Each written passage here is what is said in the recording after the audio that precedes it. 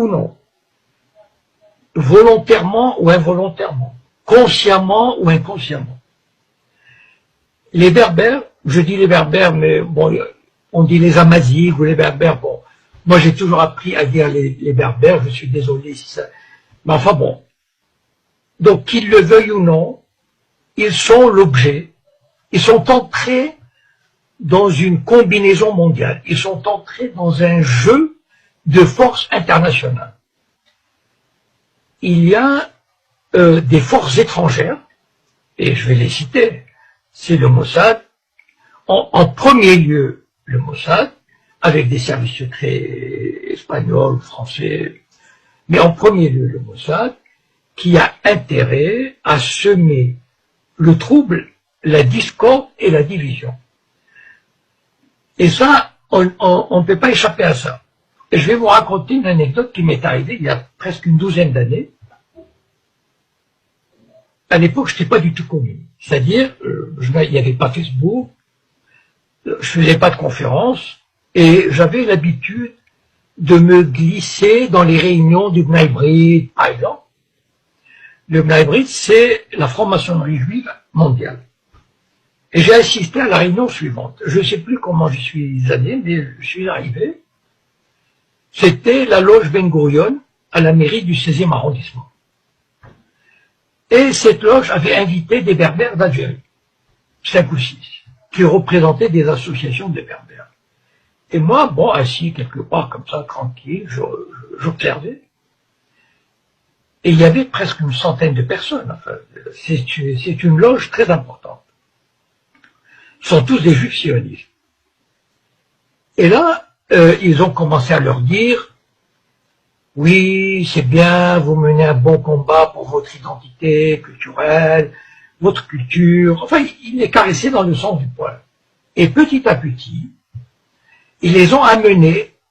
Et moi, j'admirais leur savoir-faire, parce que franchement, au bout d'une heure, ils les ont amenés, ils leur ont fait croire que leur combat identitaire, leur combat culturel, était le même que celui des Juifs qui se battaient et des Israéliens qui se battaient, qui sont battus pour sauvegarder leur identité et qu'ils allaient leur apporter leur aide, etc. Et c'est la première fois où j'ai pris conscience que les organisations judéo-sionistes s'intéressaient aux problèmes berbères. Et il est vrai, je voudrais dire juste ceci aux Berbères, juste qu'ils prennent conscience, voilà, de ce fait. Mais ayez juste à l'esprit ceci, qu'il y a des forces extérieures qui vous font miroiter des choses, voilà.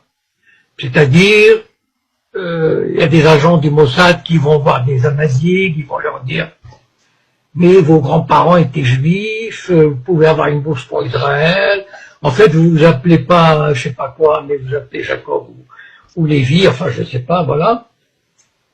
Et ça marche pour certains. Petit à petit, ils sèment le trouble.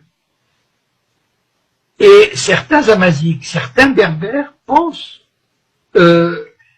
trouver un appui, pensent trouver, comment dire, une voie de sortie d'une exploitation ou d'un colonialisme qui se trouverait à Rabat ou à Alger. Moi, je voudrais juste, comment dire, j'ai pas du tout à vous dire comment il faut faire, de quelle manière il faut se battre, quelles sont les revendications que vous pouvez demander, etc. C'est pas mon rôle. Voilà, mon rôle, c'est, moi qui ai un peu d'expérience, qui ai une petite vision comme ça, de vous éclairer sur les dessous des cartes. Voilà, sur les tenants et les aboutissants. Ne vous faites jamais d'illusions sur le Mossad et sur les sionistes. Ils détestent tout le monde. Ils détestent les Arabes, ils détestent les Berbères, ils détestent les musulmans, ils méprisent les Arabes, les Berbères et tous ces peuples du tiers-monde. Donc, ne vous faites pas d'illusions. Les sionistes vous mèneront par le bout du nez.